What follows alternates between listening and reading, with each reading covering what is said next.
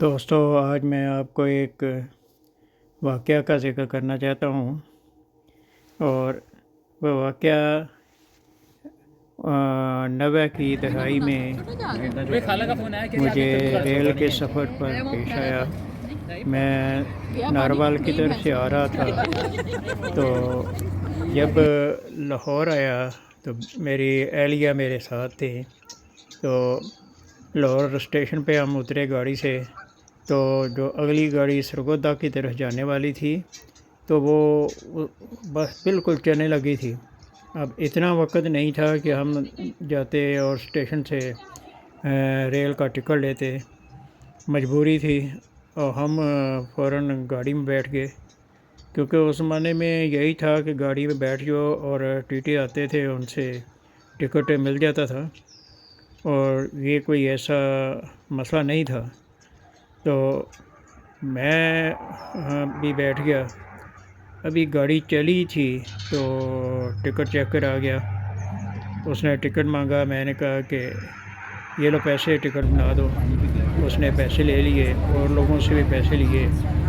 تو پھر میں نے کہا ٹکٹ، کہتا ہے میں دیتا ہوں، ابھی آگے سے اور چکر لگا کے آؤں۔ تو کچھ دیر تو وہ آگے چلا گیا، اس کے بعد دوبارہ آیا، تو میں نے کہا ٹکٹ، کہتا ہے میں ابھی دیتا ہوں۔ تو کرتے کراتے اگلا اسٹیشن آ گیا، اس وقت تک کبھی کوئی ٹکٹ نہیں ملا۔ پھر اور آگے آئے، پھر ایک دفعہ آیا، میں نے پوچھا تو کہتا ہے نہیں، میں دے دیتا ہوں۔ تو شیخو پورہ اسٹیشن آیا تو میں نے دیکھا کہ بہت سارے لوگ اتر رہے ہیں، اور وہ ٹی ٹی جو ہے وہ سب سے پہلے گاڑی سے اترا اور تیزی سے جا کے ریلوے کا جو مسافر خانہ تھا، اس کا جہاں سے لوگوں نے گزرنا ہوتا ہے گیٹ سے، وہاں وہ پہنچ گیا، اور لوگ گزر رہے ہیں تو وہاں کھڑا رہا۔ کچھ دیر بعد وہ گاڑی چلنے لگی، واپس آ گیا۔ تو پھر اس کے بعد میرے پاس ایک دفعہ گزرا، میں نے پھر پوچھا تو کہتا ہے اچھا دے دیتا ہوں۔ وہ کرتے کراتے کئی اسٹیشن گزر گئے، سانگلہ ہل آ گیا۔ اب میرا سفر چونکہ تھوڑا تھا، چنوٹ بھی قریب آ رہا تھا، تو میں نے کہا مجھے بلکہ فکر لگا ہوا تھا کہ میں بغیر ٹکٹ کیسے میں پار کروں گا وہ گیٹ۔ تو مجھے کہتا ہے آپ فکر نہ کریں، میں ساتھ ہی ہوں، آپ کو مل جائے گا، آپ کا مسئلہ حل ہو جائے گا۔ میں اوہ کرتے کراتے اس طرح وہ میرا اسٹیشن آ گیا۔ اب اس وقت تک مجھے اس نے ٹکٹ نہیں دیا، لیکن میں خیر اسی رہی، سامان لیا، ہم دونوں باہر نکلے۔ میں ذرا آگے تھا تو مجھے وہ اسی طریقے کے مطابق وہ چلا، اور گیٹ جو تھا مسافر خانے کا جہاں سے ہم نے گزرنا تھا، وہاں میرے سے پہلے پہنچ گیا۔ تو اور بھی مسافر جا رہے تھے۔ بہرحال میں جب وہاں پہنچا تو مجھے کہتا ہے تو آپ کی اہلیہ کہاں ہیں؟ میں نے کہا وہ بھی آ رہی ہیں۔ خیر وہ 2 منٹ پیچھے وہ بھی میرے آ رہے۔ جب وہ بھی آ گئے تو مجھے کہتا ہے ٹھیک ہے۔